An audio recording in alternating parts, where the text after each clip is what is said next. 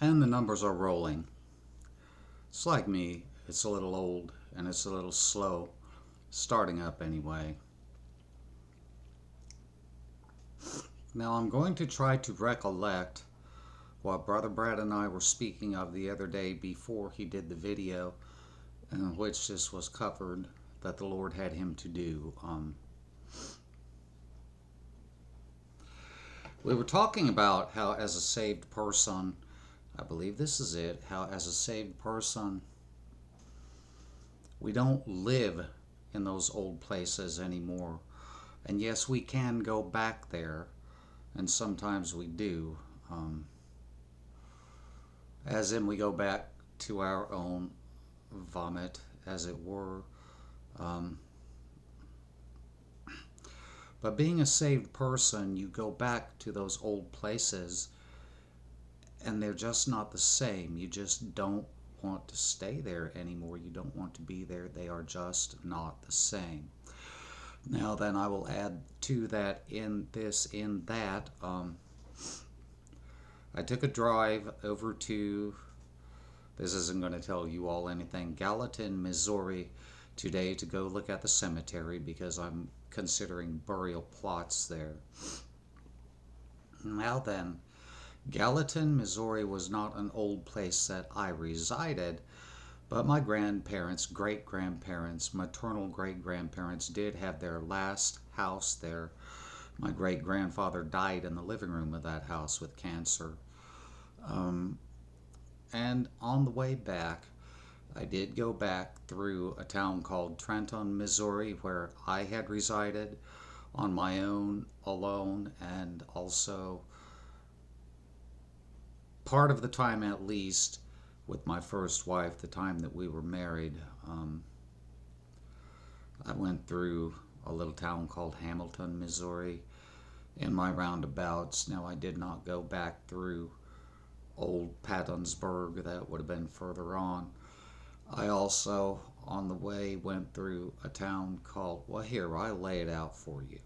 I started out from Shelbina, about 57 miles. I went through a little bit of Brookfield. I went through the old neighborhood that I resided in there. Then I went through, well, I stopped at the Casey's, which is on the edge of the highway at Chillicothe, and I went on further west and then came to a little town called Hamilton. In Hamilton, you turn north, and then that leads one straight up to Gallatin, where the cemetery was that I was considering burial plots in. Then on the way back out of there, you head back east on another highway, which took me through Trenton, Missouri, which, as I said, was a place where my first wife and I had lived at least part of the time that we were married, and I resided there a few years on my own as a single. But you know,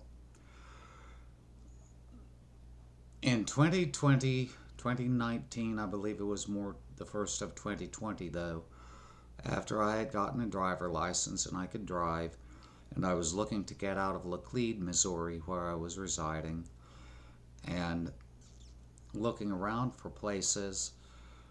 I went through these old places before back then, and it hasn't changed much.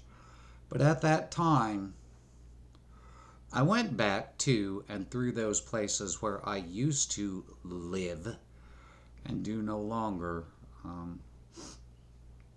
And going back there anymore, they just don't feel right, for one thing. As something feels off, they feel wrong. And this is me, and I'm pretty sure this isn't me.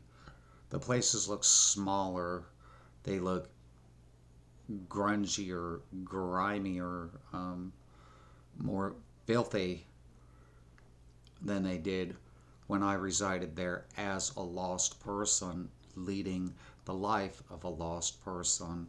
So, yes, in that illustration, I was able to go back to where I used to live. And that was the impression the results that I got. They were smaller, they're grimy, they're filthier, they don't feel right. You just don't want to stay there anymore. And so, as is, I think, once a person has been saved, yes, we can go back to those old places that we used to be in when we were not saved as lost people, but something isn't going to be right. You're not going to be comfortable there any longer. You're not going to want to stay there and live there because, hey, guess what? You're a new creature in Christ, and all things are of God.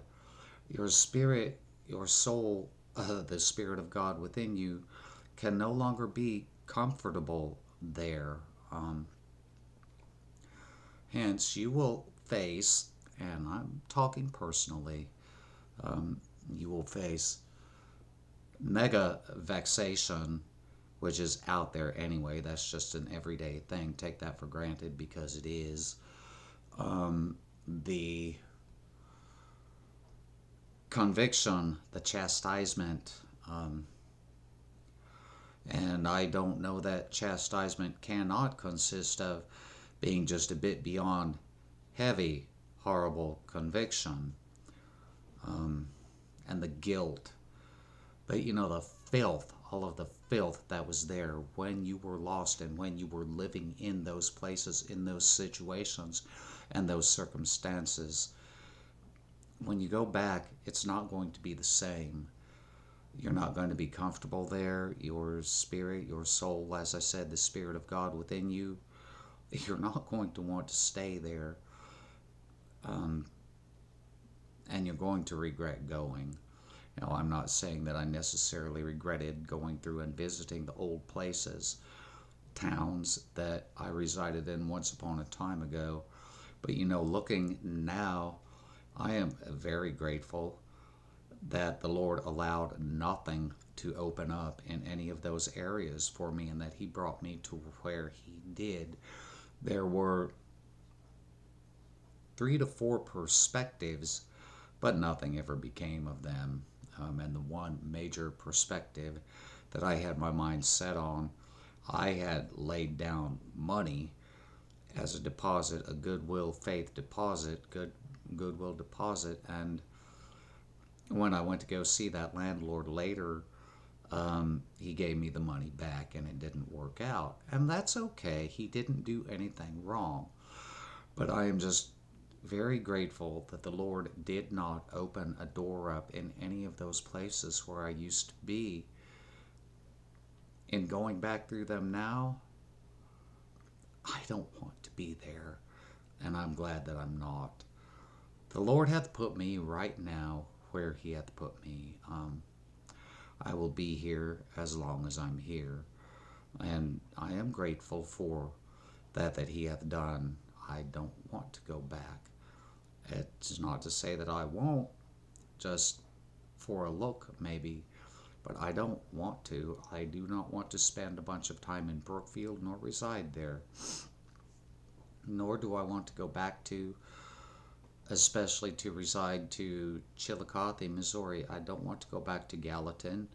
It wasn't a horrible place, but I don't want to go back there. I don't want to go back to Trenton, Missouri.